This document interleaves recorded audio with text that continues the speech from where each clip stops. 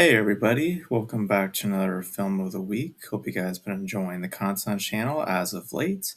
So we're gonna see if we can have this series still be around. I don't know if it will be an ongoing thing, but lately I have been in the mood to watch some movies now, and I just decided to check out this one.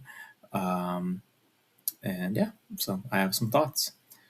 So that film that we're going to be discussing today is Shin Godzilla, which was directed by Hideki something. I'm very sorry, I forgot his name.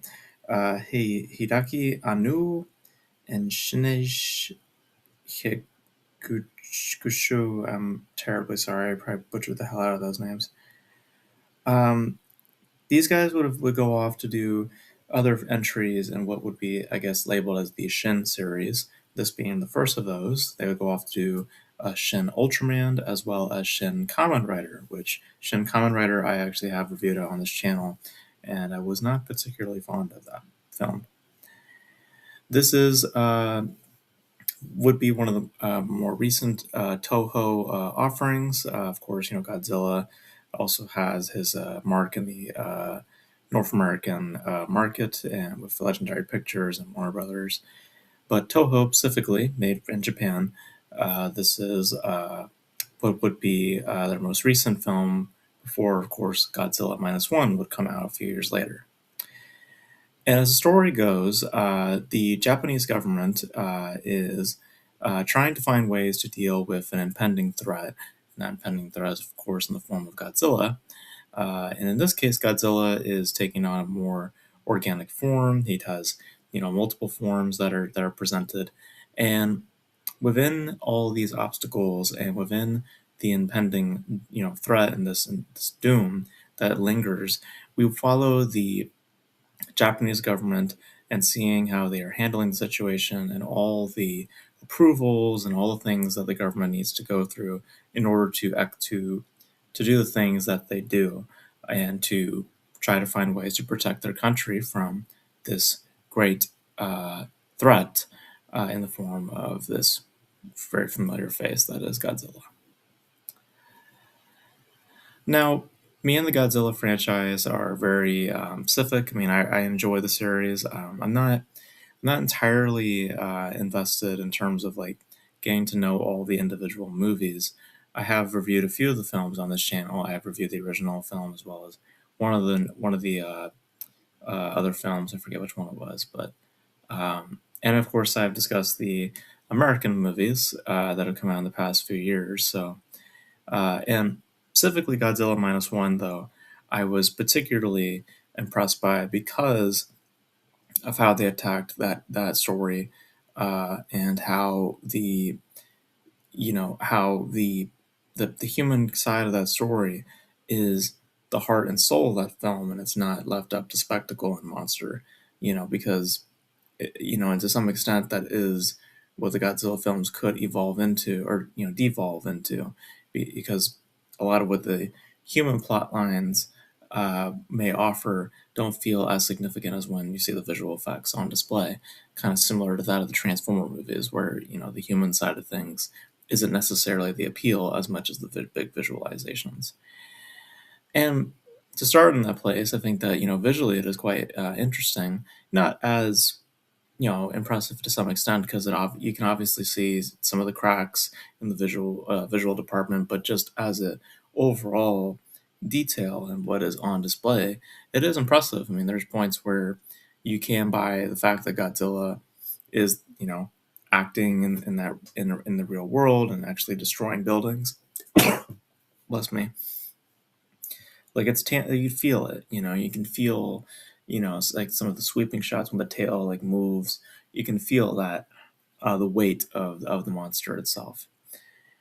And I do appreciate some of the line of political commentary that is pretty much embedded into the specific film, because it is very much so about the government and about their moral codes and their restrictions, and also just how they respond to such situations.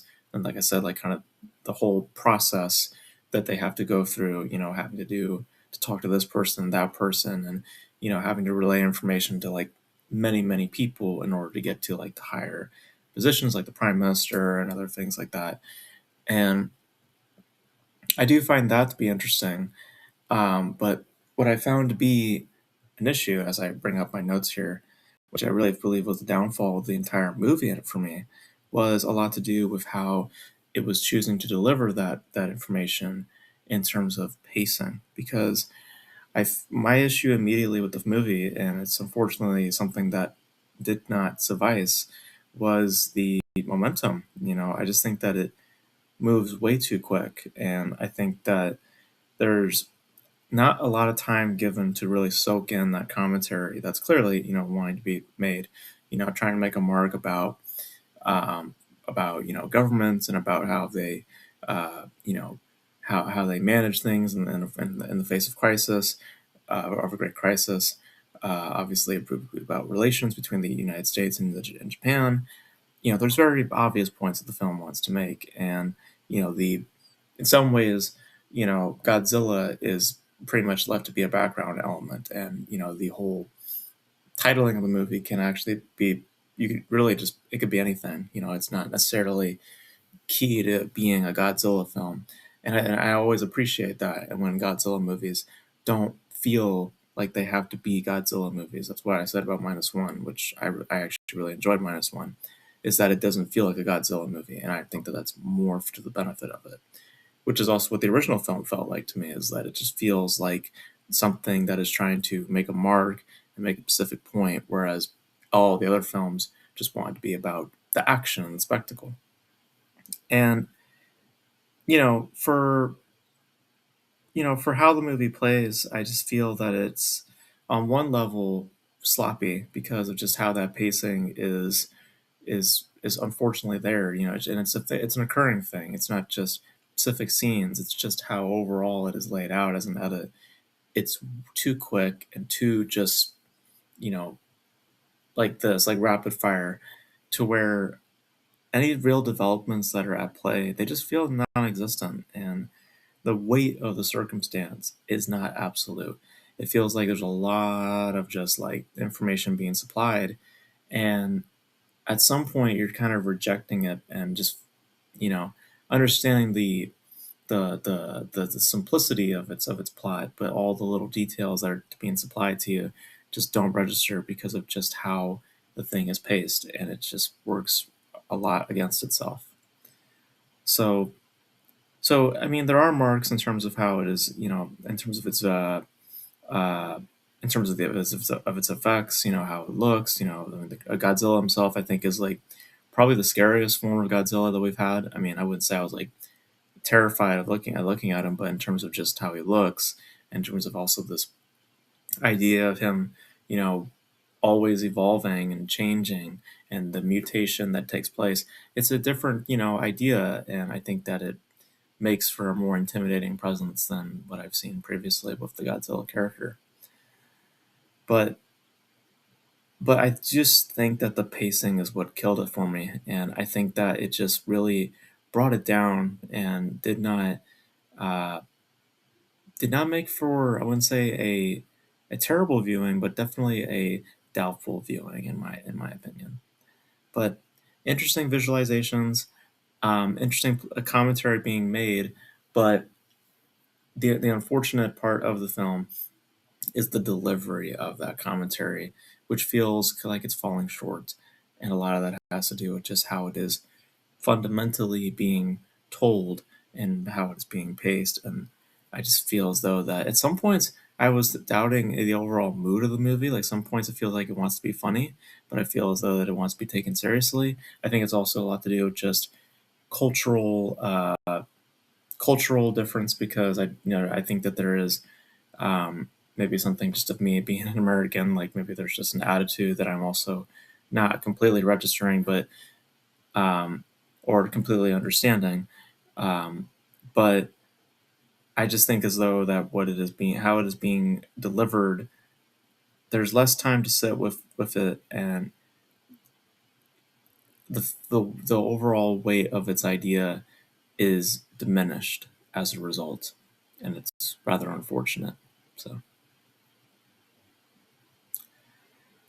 yeah. So those are my thoughts on Shin Godzilla. I thought it was okay. It's not terrible. I think between this and Shin Kamen Rider, I think Godzilla probably wins out for me. Um, but it's definitely problematic when it comes to overall delivery of said message and overall or delivery in a literal fashion, structure and pacing. It just feels more diminished and more just without care as and less interest in the overall details as time goes on, unfortunately.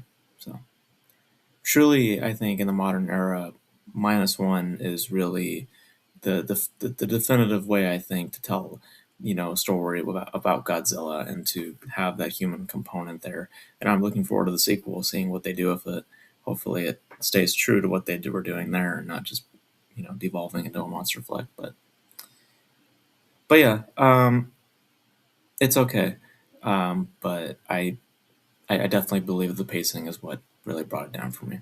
But you guys, me your thoughts on Shin Godzilla if you guys have seen it, and your guys' thoughts obviously on the Godzilla franchise, your guys' interest for where things are going. Obviously, we have the American version still going on, and then we have Toho maybe doing a sequel to -1. Let me know all your thoughts relating to Godzilla in the comment section below.